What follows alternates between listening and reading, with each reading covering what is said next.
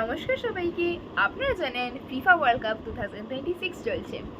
এবার যে pre quarter ফাইনালসের খেলা হয়ে কোয়ার্টার ফাইনালসের জন্য যে টিমগুলো সিলেক্ট হয়েছে তাদের মাঝখানে যে কম্পিটিশন হয়েছে তাতে কারা কারা জিতেছে এবং কত গোলস নিয়ে জিতেছে সেটা আমরা জেনে নেব।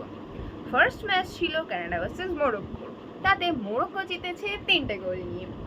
প্যারাগুয়ে ভার্সেস ফ্রান্স জিতেছে 1টা গোল নিয়ে। তারপরের ম্যাচটা ছিল ব্রাজিল ভার্সেস নরওয়ে, যেখানে নরওয়ে জিতেছে 2টো গোল নিয়ে। তারপরে ছিল মেক্সিকো ভার্সেস ইংল্যান্ড, যেখানে ইংল্যান্ড জিতেছে 3টে গোল নিয়ে। তারপরে ছিল পর্তুগাল ভার্সেস স্পেন, যেখানে স্পেন জিতলো লাস্ট মিনিটে 1টা গোল নিয়ে।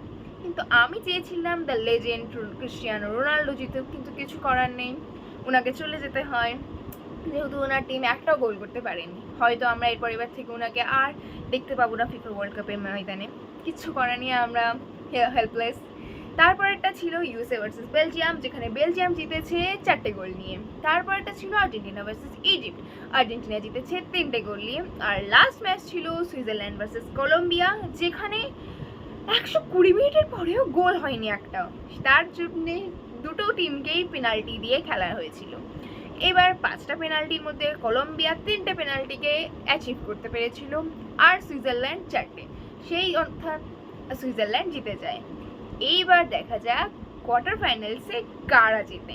আর আপনাদের কি মনে হয় ফাইনালসে কারা উঠবে আর কারা জিতবে দ্য ফিফা ওয়ার্ল্ড কাপ? দেখা হবে ফাইনালসের আগে। নমস্কার।